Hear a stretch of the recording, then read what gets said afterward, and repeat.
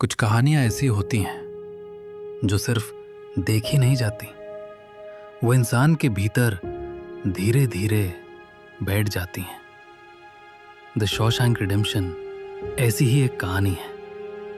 ये जेल की फिल्म नहीं है, ये उस पल की कहानी है जब किसी आदमी से उसकी आज़ादी छीन ली जाती है और फिर जिंदगी उससे एक सवाल पूछती है, अब तुम क्या करोगे? एंडी डुफ्रेन की कहानी यहीं से शुरू होती है। एक ऐसा आदमी जो अपराधी नहीं था, फिर भी उम्र कैद की सजा काट रहा था। अन्याय था, पर हकीकत भी यही थी और जिंदगी भी कई बार ऐसा ही करती है। बिना पूछे तुम्हें किसी ऐसी जगह खड़ा कर देती है जहां तुम कभी होना नहीं चाहते थे। जेल में सबसे पहले जो चीज समझ आती है वो ये कि आजादी कितनी कीमती होती है। आजादी सिर्फ बाहर घूमने की नहीं होती, आजादी होती है खुद तय करने की, कब उठना है, कहां जाना है, किससे मिलना है और सबसे जरूरी खुद को किस तरह जीना है। शॉशैंक में ये सब खत्म हो जाता है। वहां तुम बस बंद नहीं होते, तुम कंट्रोल में होते हो। तुम कब खाओगे, कब सोओगे, कब बाथरूम जाओगे, ये सब कोई और तय करता है। और तभी एक और कड़वा सच सामने आता है, अब तुम्हारी जिंदगी दूसरों के हाथ में है। एग्जिस्टेंशियल फिलॉसफी इस हालात के लिए एक शब्द इस्तेमाल करती है, फैक्टिसिटी। मतलब तुम्हारी जिंदगी की वो सच्चाई जो तुम्हारे हाथ में नहीं है। एंडी की फैक्टिसिटी यही थी। वो जेल में था, चाहे गलत हो या सही, वो सच था। और हम सबकी जिंदगी में भी कुछ न कुछ ऐसा होता है, पास्ट सर्कमस्टांसेस, लॉसेस, जिन्हें बदला नहीं जा सकता। लेकिन यहीं पर एक और बात आती है, चाहे आदमी कितना भी बंद क्यों ना हो, एक चीज उससे नहीं छीनी जा सकती, चॉइस। मैं कैसा बनूंगा, मैं अपना समय कैसे जीऊंगा, मैं टूट जाऊंगा या टिके रहूंगा। यहीं से दो रास्ते निकलते हैं। रेड ने एक रास्ता चुना, routine, cynicism, it is what it is.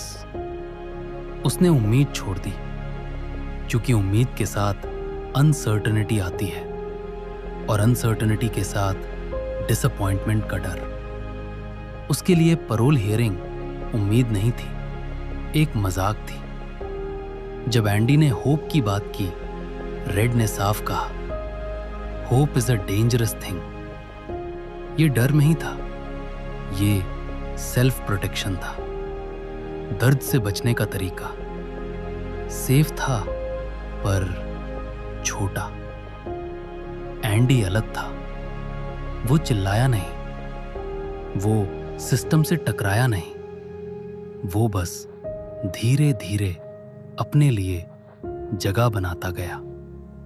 Rock hammer, chess pieces, music, books, छोटी छोटी चीजें जो कहती थीं, मैं अभी भी जिंदा हूं। एंडी ने अपनी लिमिटेशन को अपनी पहचान नहीं बनाया, उसने उसे फाउंडेशन बनाया। एग्जिस्टेंशियलिस्ट्स कहते हैं, आजादी लिमिटेशंस की एब्सेंस नहीं होती, आजादी होती है उन लिमिटेशंस के अंदर तुम क्या करते हो। एंडी का तरीका तेज नहीं था, वो वायलेंट नहीं था, वो पेशेंट था। सालों तक लेटर्स लिखना, हर हफ्ते, फिर 2 बार। ये सिखाता है, कभी कभी पत्थर गुस्से से नहीं टूटता, वो टूटता है प्रेशर और टाइम से। जब सिस्टम ने सच को भी कुचल दिया, उसी पल एंडी ने तय किया, अब सिर्फ सरवाइव नहीं करना, अब जीना है। और तभी वो लाइन आती है, गेट बिजी लिविंग और गेट बिजी डाइंग। ये मोटिवेशन नहीं है, ये फैसला है। या तो तुम जिंदगी चुनोगे रिस्क के साथ, या फिर धीरे धीरे खत्म होते रहोगे। सबसे बड़ा एस्केप एंडी का नहीं था, सबसे बड़ा एस्केप रेड का था। वो आदमी जिसने सालों पहले होप छोड़ दी थी, आखिरकार अनसर्टेनिटी चुनता है। फ्रीडम उसे डराती है, पर वही फ्रीडम उसे जिंदा भी करती है। आजादी के साथ डर आता है, एक्साइटमेंट भी। कीरकेगार्ड ने इसे कहा था फ्रीडम का चक्कर। शॉशैंक जेल की कहानी नहीं है, ये हमारी कहानी है। हम सब कहीं ना कहीं अपनी अपनी दीवारों में हैं, और सवाल वही है, तुम अपने अंदर के एंडी बनोगे या अपने अंदर के रेड? क्योंकि आखिर में हर आदि को चुनना पड़ता है, गेट बिजी लिविंग और गेट बिजी डाइंग।